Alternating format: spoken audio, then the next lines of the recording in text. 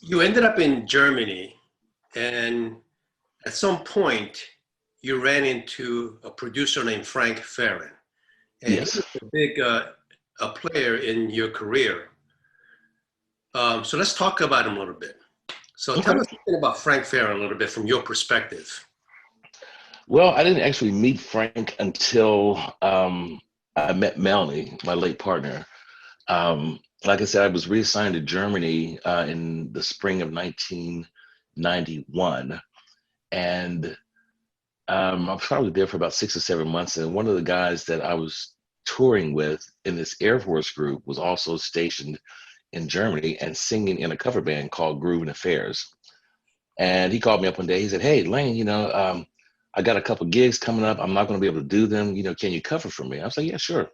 So he put me in touch with Melanie, and I called her up, and I went by her apartment, and we talked.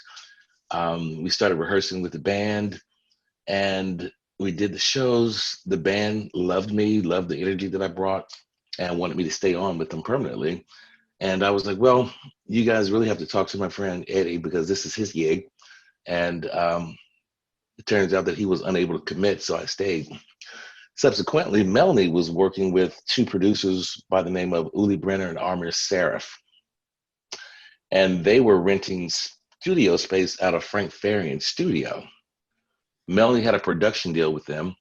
And after she met me, she asked if I'd be interested in coming on board with this project that she was working on. I said, "Sure," And it was after the first single was released, Sweet Dreams, that Frank Farian picked up that I actually meet him. And I was really anxious to meet him because of the backstory associated with him with Girl You Know It's True, Milli Vanilli. You said it, I didn't, okay? I'm gonna talk about that.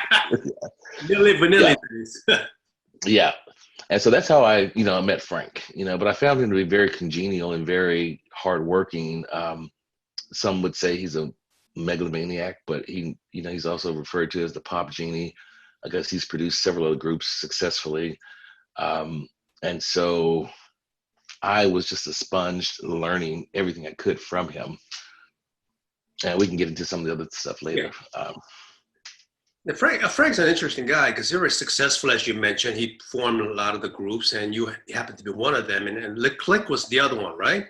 Yes. It was another good one. Well, actually, no, Le Click was not. Le Click was Logic Records, and that was pretty much Uli and Amir's project.